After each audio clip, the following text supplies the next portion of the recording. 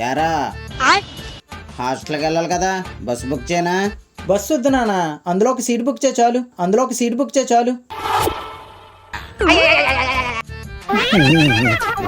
యారా దూరం వెళ్తున్నావు కదా, ఇంతకీ డబ్బులు ఉన్నాయా?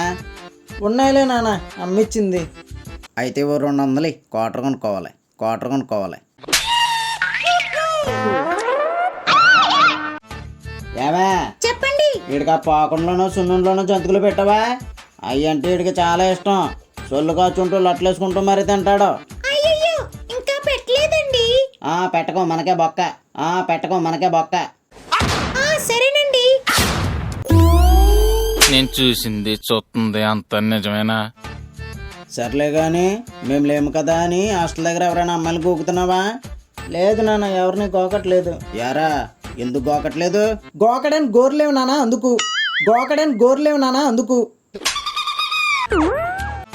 రే ఇలా పాచిపోని పంచులు నా మీద వేయడం కాదు, మన ఇంటి పక్కన సెంటిగాడిలాగా బుద్ధిగా చదువుకొని జాబ్ తెచ్చుకోవాలరా. నువ్వు ఉన్నావు ఎందుకు?